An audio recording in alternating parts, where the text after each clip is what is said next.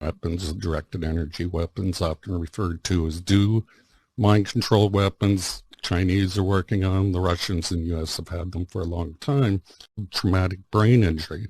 It can be done through cavitation effects using sound waves, and it can be done through microwave directed energy if it's amplified. And in fact, there's something called the Frey effect.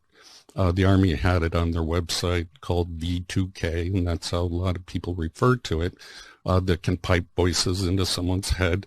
You can't plug your ears. It actually vibrates the brain, which is like many concussions, through the small pulses that expand the tissue and then contracts it, then goes to the inner ear where they can hear it. If you just turn that up, it causes brain damage. You're heating the brain. And at the University of Nevada is a non-lethal weapon that resonates the dopamine cells of your brain, producing cells of your brain, and it floods it. The Air Force reclassified it. Flood your brain with dopamine? Yeah, dopamine dump. And that incapacitates the adversary in a non-lethal way. Not totally non-lethal, though. If you have too much neurotransmitter in your brain, it's a neurotoxin. It'll also cause brain damage. So brain damage can occur through these weapons that are non-lethal in many different ways. But if you cognitively model someone, you have a brain print, like a fingerprint. And if you use autocorrelation techniques, and there's a way, and we'll just kind of wave our hand, functional MRI that you can do at a distance over the earth, you have every human being's brain pattern. You can control 8 billion brains on the planet, potentially, read them. Pre-crime, I mean, you can imagine during warfare, be useful for a number of objectives. So in that situation, you'd want it continuous, and you'd beam the entire earth over it. You're like a cell phone. Your brain is a circuit.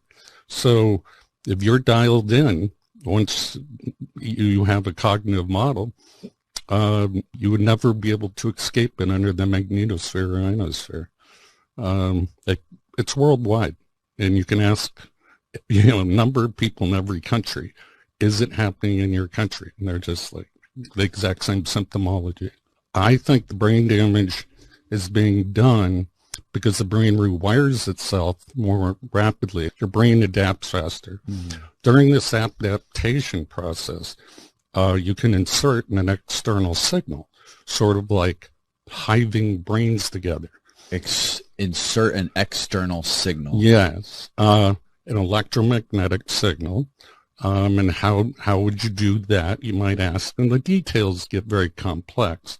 But there are several patents that you can access that talk about inserting a signal into the microcircuits and macrocircuits of the brain. Now, you got to know those patterns, the lock and key mechanism. Otherwise, it won't affect you. It will only affect the target brain if the brain print fits. The brain print? Yes, the signature. Everyone has a unique one. These weapons can actually induce and mimic all those diseases and effects.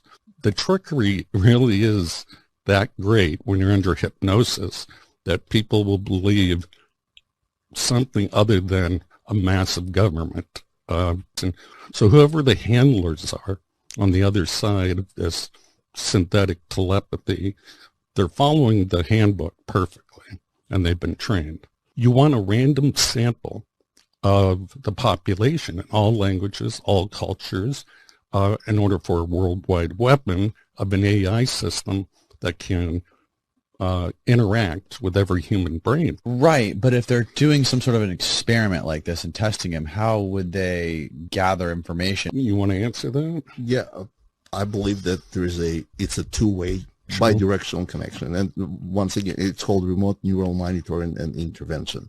There are patents around it.